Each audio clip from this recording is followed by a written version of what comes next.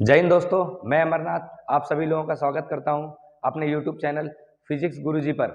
आज हम बात करेंगे बहुत ही इंपॉर्टेंट छोटे से चैप्टर के बारे में जिसका नाम है इलेक्ट्रोमैग्नेटिक वेव। नीट में इसका एक क्वेश्चन कम से कम पूछा जाता है और बहुत ही सीधा सा क्वेश्चन पूछा जाता है। तो हो सकता है कभी ऐसा हो एक या दो क्वेश्चन भी आ जाए, एक तो नॉर्मली आता ही है, दो क्वेश्चन भी आ सकते हैं। ठीक है, चलिए स्टार्ट करते हैं, देखते हैं इसमें किस पैटर्न के क्वेश्चन बनते हैं। सबसे पहले हम बात करेंगे डिस्प्लेसमेंट करंट के बारे में। तो डिस्प्लेसमेंट करंट का क्वेश्चन कैसा बन सकता है उसके बारे में बात करेंगे। ठीक है, तो देखो सबसे पहले डिस्प्लेसमेंट करंट का आपको एक फॉर्मूला याद रखना है। कौन सा? डिस्प्लेसमेंट करंट का फॉर्मूला होता है epsilon 0 d phi by d t. Phi क्या होता है हमारा यहाँ? Electric flux. कौन सा फ्लक्स है? इलेक्ट्रिक फ्लक्स, ये ध्यान रखेंगे। ठीक है, तो ये पहला फॉर्मूला हो गया। दूसरा, डिस्प्लेसमेंट करंट का एक और फॉर्मूला है, इसको लिखते हैं सी डीवी बाई डी टी। सी क्या है? कैपेसिटेंस, और डीवी बाई डी टी यानी कि वी है हमारा पोटेंशियल और टाइम है डी टी। ठीक है, तो ये दूसरा फॉर्मूला हो गया। तीसरा ध्यान रखना है, किसी भी सर्किट में जितना कंडक्शन करंट होगा उतना ही डिस्प्लेसमेंट करंट होगा, दोनों का मैग्नीट्यूड हमेशा बराबर होता है। ये तीसरा पॉइंट है। तो ये तीनों पॉइंट आपको ध्यान रखने हैं। एक और चीज ध्यान रखेंगे, डिस्प्लेसमेंट करंट जो है वो कैपेसिटर की प्लेट्स के बीच में रहेगा because of the change in electric flux. और जो हमारा कंडक्शन करंट है वो वायर में फ्लो करेगा। वायर में जो करंट रहता है उसे कंडक्शन करंट बोलते हैं। इसको हम ऐसे भी लिख देते हैं d q by d t. क्या लिख देते हैं? D q by D t. ठीक है, तो ये डिस्प्लेसमेंट करंट की कुछ इंपॉर्टेंट फॉर्मूले थे, कुछ इंपॉर्टेंट पॉइंट थे, इनके बारे में हम बात करेंगे। अब देखते हैं क्वेश्चन नंबर 1। सबसे पहला क्वेश्चन देखें। सबसे पहला क्वेश्चन क्या लिखा हुआ हमारा? A parallel plate capacitor of capacitance 20 microfarad is being charged by a voltage source whose potential is changing at the rate of 3 volt per second। देखो पहले आपको कैपेसिटेंस की वैल्यू दे दी है, कितनी दे दी है? 20 माइक्रोफैरड। फिर बोला है जो पोटेंशियल है वो चेंज कैसे हो रहा है, यानी कि डीवी बाई डी टी वो हो रहा है 3 वोल्ट पर सेकेंड। ये हो गया dv by d t. The conduction current through the connecting wires and the displacement current through the plates of the capacitor would be. मतलब कंडक्शन करंट और डिस्प्लेसमेंट करंट पूछा है। हमें एक चीज पता है, दोनों की वैल्यू क्या होती है? बराबर। बराबर होती है मतलब कि ये ऑप्शन हो नहीं सकता और ये ऑप्शन हो नहीं सकता। देखो इसमें 60 और 0 हो नहीं सकता, 0 60 हो नहीं सकता, ये दोनों बराबर बराबर है, या तो ये होगा या तो ये होगा। एक चीज और पता है, 0 तो हो नहीं सकता। अगर देखा जाए तो भाई 0 कैसे हो सकता है? करंट अगर फ्लो करेगा तो 0 होगा ही नहीं, मतलब ये भी ऑप्शन नहीं होगा। तो हमारा ऑप्शन कौन सा होगा? सेकंड। फिलहाल हम सॉल्व करें अगर, तो इसको मैं लिख सकता हूं displacement current equal to C DV by D T. C की वैल्यू है 20 माइक्रोफैरड और डीवी बाई डी टी हमारा 3। तो 3 इंटू 20 कितना हुआ? 60 माइक्रो एम्पियर। भाई करंट है तो करंट की यूनिट क्या होगी? एम्पियर। तो जितना डिस्प्लेसमेंट करंट होगा उतना ही कंडक्शन करंट भी होगा। मतलब आईसी और आईडी दोनों क्या होते हैं? बराबर। तो जब बराबर होते हैं मतलब 60 और 60 आएगा, तो पहला हमारा ऑप्शन नंबर सेकंड सही हुआ। तो ये बिल्कुल सिंपल से तरीके से क्वेश्चन बन गया। तो ऐसे ही क्वेश्चन आते हैं सीधे सीधे। ठीक है, अगले क्वेश्चन पर आते हैं। नेक्स्ट हमारा क्वेश्चन क्या है? अगला क्वेश्चन लिखा है an AC source is connected to a capacitor C. AC source को कैपेसिटर से कनेक्ट कर दिया है due to decrease in operating frequency.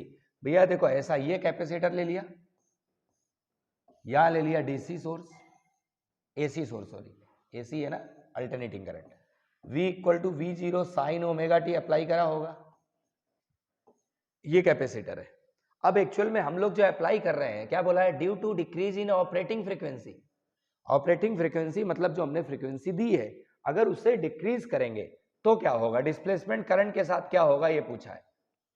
ये कैपेसिटी रिएक्टेंस के साथ क्या होगा? देखो सबसे पहले जो हम यहां पर देंगे ओमेगा, इसे क्या लिखेंगे? ओमेगा को लिखते हैं 2 पाई एफ। क्या लिखते हैं? 2 पाई एफ। तो कैपेसिटर के अक्रॉस जो कैपेसिटिव रिएक्टेंस होता है वो क्या होता है? 1/2 पाई एफ सी। तो हमने कौन सी फ्रीक्वेंसी को कम करा? ऑपरेटिंग फ्रीक्वेंसी को डिक्रीज कर दिया। डिक्रीज मतलब ये ऑपरेटिंग फ्रीक्वेंसी है, इसको अगर डिक्रीज करोगे तो एक्सी क्या हो जाएगा? बढ़ जाएगा। एक्सी मतलब कैपेसिटिव रिएक्टेंस बढ़ गया। अगर कैपेसिटिव रिएक्टेंस बढ़ा तो हमारा इंपीडेंस भी बढ़ेगा। भाई इंपीडेंस क्या होता है, जेड हमारा 1/ω/c लिख सकते हैं रेजिस्टेंस को, 1/xc, 1 इसे xc लिखते हैं, इसको लिख सकते हैं 1/2πfc। एक चीज समझो, अगर फ्रीक्वेंसी कम होगी तो हमारा इंपीडेंस क्या होगा, ज्यादा। इंपीडेंस अगर ज्यादा होगा तो करंट क्या होगी, कम। भाई करंट जो रहता है इसको लिखते हैं V/Z। समझो यहाँ पर फ्रीक्वेंसी, अगर ऑपरेटिंग फ्रीक्वेंसी कम हुई तो रेजिस्टेंस बढ़ेगा, XC बढ़ा दो या Z बढ़ा दो, बात वही है। अगर रेजिस्टेंस बढ़ेगा तो करंट क्या होगा, कम। करंट क्या होगा, कम। तो ऑप्शन देख लेते हैं यहाँ, displacement current increases, displacement current decreases, capacitive reactance remains constant, ये तो हो नहीं सकता। कैपेसिटिव रिएक्टेंस डिक्रीजेस, ये तो बढ़ रहा है, ये भी नहीं होगा। तो हमारा ऑप्शन कौन सा, displacement current decreases. Current decrease कर रहा है, भाई करंट बढ़ तो रहा नहीं है, करंट बढ़ तो रहा नहीं है, तो करंट क्या हो रहा है, कम हो रहा। सीधा सीधा सा क्वेश्चन। ठीक है, अगले पे आ जाते हैं। नेक्स्ट हम बात करेंगे अब इलेक्ट्रोमैग्नेटिक वेव के बारे में। इससे क्वेश्चन पूछे जाने की पॉसिबिलिटी ज्यादा रहती है। ठीक है, तो देखते हैं इसमें क्या क्या चीज है। सबसे पहले ये समझें कि इलेक्ट्रोमैग्नेटिक वेव दो चीजों से मिलकर बनती है, एक इलेक्ट्रिक फील्ड से और एक मैग्नेटिक फील्ड से। तो पॉइंट नंबर 1 ये है, इलेक्ट्रिक फील्ड और मैग्नेटिक फील्ड दोनों एक दूसरे से परपेंडिकुलर होते हैं।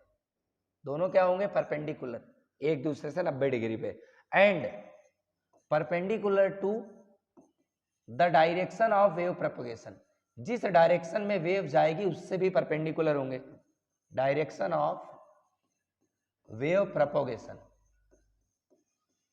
वेव प्रोपगेशन की डायरेक्शन से भी परपेंडिकुलर रहेगा, ये भी आपको ध्यान रखना है। तो यहां से एक चीज आती है, मान लेते हैं एक्स एक्सिस में वेव जा रही है, तो इसको ऐसे लिखेंगे, E cross B equal to जिस डायरेक्शन में जा रही वेलोसिटी ऑफ वेव। ये V क्या है, velocity of wave equal to electric field cross magnetic field. ठीक है, तो ये भी ध्यान रखेंगे, इंपॉर्टेंट चीज है ये भी। इसके बाद अगर बात करें तो स्पीड ऑफ लाइट से चलती है इलेक्ट्रोमैग्नेटिक वेव। फॉर्मूला क्या होता है स्पीड ऑफ लाइट का, 1/√μ0ε0। स्पीड ऑफ लाइट की वैल्यू होती है 3 × 10⁸ मीटर पर सेकेंड। तो ये स्पीड है इलेक्ट्रोमैग्नेटिक वेव की, ऐसे भी लिखते हैं। दूसरा, मान लो किसी मीडियम पे अगर हमारी इलेक्ट्रोमैग्नेटिक वेव किसी मीडियम में ट्रेवल करे, तो इसको लिखेंगे C/√μr∈r। ये भी एक फॉर्मूला है। ठीक है, ये मीडियम पे है, इन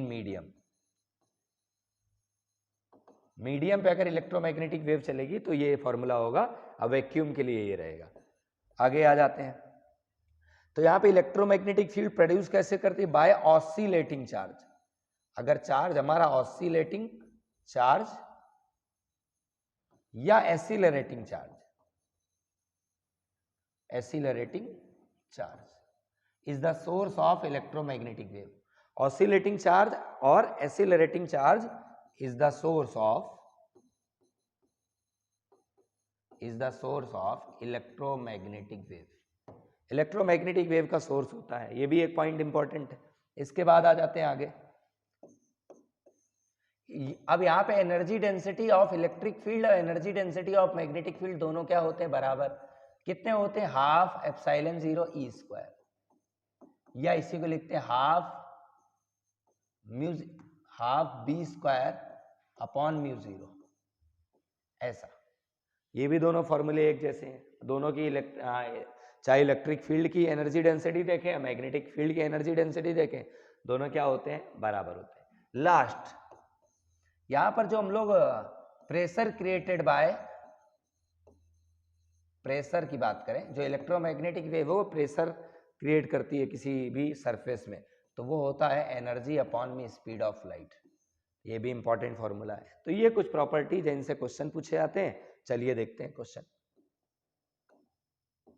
ये देखें, अच्छा एक फॉर्मूला और रह गया, पहले वो देख लेते हैं। एक फॉर्मूला और रह गया, इलेक्ट्रिक फील्ड का मैग्नीट्यूड और मैग्नेटिक फील्ड का मैग्नीट्यूड जो होता है वो स्पीड ऑफ लाइट के बराबर रहता है, या इसको ऐसे भी लिख देते हैं E/B = C।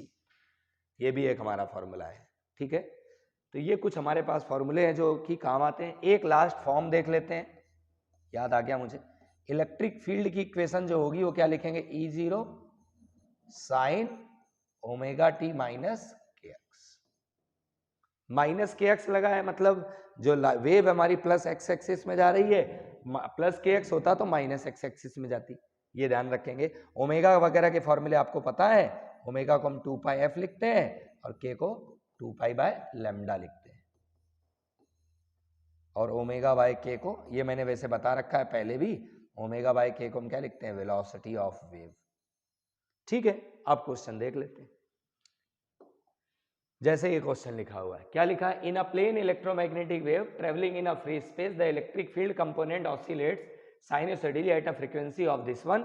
मतलब हमें क्या दिया है, फ्रीक्वेंसी दी है, तो फ्रीक्वेंसी की वैल्यू लिख लेते हैं। कितनी फ्रीक्वेंसी है, 2 × 10⁻10 hertz, and amplitude 48 volt per metre, मतलब इलेक्ट्रिक फील्ड का एम्पलीट्यूड दिया है 48 volt per metre. Then the amplitude of oscillating magnetic field, magnetic field का हमें एम्पलीट्यूड पूछा है। एक चीज देखो यहां पर भाई, फ्रीक्वेंसी का तो रोल ही नहीं, क्यों, क्योंकि E0/B0 को तो हम C लिखते हैं, क्या लिखते हैं, C। तो यहां से B0 की वैल्यू नहीं सॉल्व कर सकते, क्या आएगा, E0/C।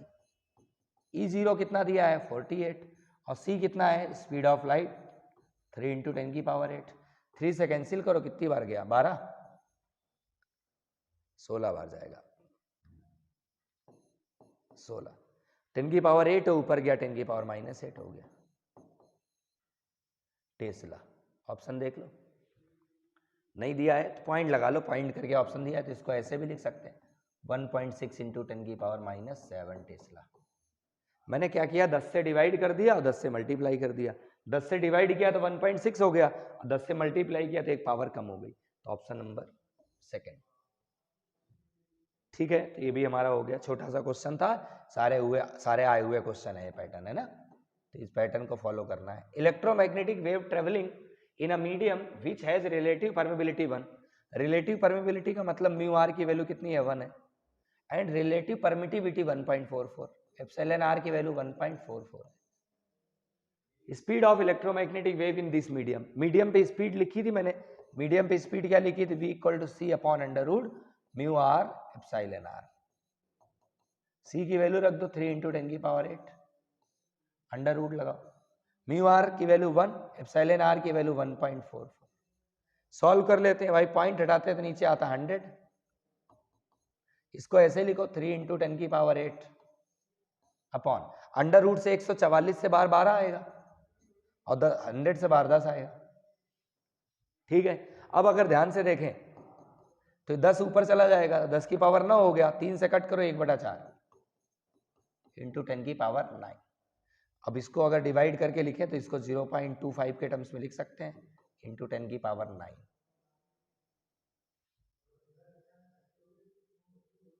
ये 10 ऊपर जाएगा, 10⁹ आएगा, 0.25 करके, कहीं गड़बड़ हुआ, 10⁸ कर दिया क्या, 2.5 करके ऑप्शन दिया होगा, कहीं कैलकुलेशन एरर हुई भाई। 144 से 12 आया, 100 से 10 आया, तो ये 10 का मल्टीप्लाई तो ऊपर हो जाएगा, 10 का मल्टीप्लाई ऊपर हुआ तो ये हुआ 10 की पावर 9, 3 से का 1/4, 0.25 10⁻। एरर है क्या कहीं, देखो इतना तो क्लियर है, 0.25 को अगर आगे लिखे तो 2.5 10⁸ आता। एक बार चेक कर लेते हैं भाई, कहीं एरर तो नहीं दिख रही। सी की वैल्यू रखी सही है, म्यू आर की वैल्यू 1, एप्सिलॉन आर 1.44, पॉइंट हटाया 1.44 है, पॉइंट हटाया नीचे आ गया 100, 100 से बाहर आएगा 10। अब इसके नीचे अगर 1 लिखे 10 ऊपर ही जाता है तो 10⁹ होता, 3 से कट करो 1/4, 1/, यही आएगा भाई सब आंसर। इसको ऐसे लिख लो 2.5, मैं 10 से क्या कर रहा हूँ मल्टीप्लाई है, 10 से डिवाइड, 2.5 × 10⁸। देखो ये हो नहीं सकता भाई, 3 से ज्यादा थोड़ी ना, 3 × 10⁸ तो मैक्सिमम होता है एयर पे, ये हो नहीं सकता। ये 10⁶ 10⁶ तो पॉसिबल है, बाकी अभी तो नहीं पॉसिबल है, क्योंकि यहाँ पर भाई अगर इसको देखें तो 1.2 आता, अगर मैं इसको ऐसे लिखूँ 3/1.2, पॉइंट हटाता ऊपर 0 आता, 12 से कैंसिल करो, कितना आता, 12 दूनी 24, 6 बचता, 12 × 5 = 60, यही आ रहा भाई सब कंफर्म, ये ऑप्शन गलत दिए हैं ना, कहीं पर एक ऑप्शन मिला लो, इसकी जगह कोई एक ऑप्शन कट करके यहाँ लिख लो 2.5 इंटू 10 की पावर 8, है ना, यही आंसर आएगा कंफर्म, है ना, डिवाइड करने का कोई रोल ही नहीं है, यही आंसर आएगा। ठीक है, चलिए 1 मिनट में देखता हूँ स्क्रीन कैसी चल रही। ठीक है, चलिए अगले क्वेश्चन पे आ जाते हैं, है ना, यही आंसर आएगा अपना। नेक्स्ट क्या लिखा हुआ है, क्वेश्चन है an EM wave electromagnetic wave is propagating in a medium with a velocity vector v equal to, ये आई कैप है, ठीक है, ये v है, छोटा v बना लेना चाहे small v। The instantaneous oscillating electric field of this EM wave is along y axis, electric field तो y एक्सिस में, क्लियर हो गया। Then the direction of the oscillating magnetic field of the wave will be, देखो भैया हमने बताया था यहाँ पर तो वेलोसिटी ऑफ वेव क्या रहता है, ई क्रॉस बी, ई क्रॉस बी, यही बताया था। अब इन्होंने बताया वेलोसिटी जो है एक्स एक्सिस में, मतलब ये आई कैप होगा, यही होगा एक्स एक्सिस के लिए आई कैप, और इलेक्ट्रिक फील्ड बताया इन्होंने किधर है, इलेक्ट्रिक फील्ड है वाई एक्सिस में, मतलब जे कैप, ऐसे लिख सकते हैं। क्रॉस मैग्नेटिक फील्ड हमें पता नहीं है, यहाँ पे जो भी है वो हमें पता नहीं है, तो कॉमन सी बात है आई कैप लाना है, आई कैप लाना है, ये जे है तो कॉमन सी बात है यहाँ क्या आना चाहिए के, भाई जे क्रॉस के तो आई होता है ना, तो मतलब मैग्नेटिक फील्ड किधर हुई, जेड एक्सिस में, वही प्लस जेड एक्सिस में, यानी कि ऑप्शन क्या आएगा, plus Z direction.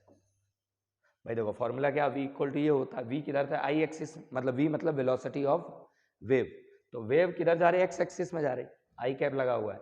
Electric field Y axis में था, वाई एक्सिस का unit vector J cap, magnetic field पता नहीं थी, तो I cap equal to J cross, अब यहाँ क्या है, यहाँ क्या आना चाहिए, तो अगर आई लाना है तो जे क्रॉस के होगा तभी आई आएगा, और के मतलब जेड एक्सिस का यूनिट वेक्टर, वही प्लस जेड, अगर माइनस आई होता तो माइनस जेड कर देते हम। ठीक है, तो ये भी हमारा सॉल्व हो गया, ये भी हमारा कंप्लीट हो गया। इतने टॉपिक, इतने पैटर्न के क्वेश्चन बनते हैं इस चैप्टर में से, ज़्यादा पैटर्न है नहीं, बाकी बहुत सारे अलग अलग क्वेश्चन बन जाएंगे, लेकिन पैटर्न जो है वो इतने ही पैटर्न है। ठीक है, सभी लोग ज़्यादा से ज़्यादा लेक्चर को शेयर करें, लोगों को बताएं, और ज़्यादा समय रह नहीं गया, 4-5 दिन का समय है, रिकॉल करें, डबल स्पीड में देखें, सिर्फ फॉर्मूले याद करें और आगे बढ़ते रहें। ठीक है, ऐसे ही पढ़ते रहो, आगे बढ़ते रहो। जय हिंद।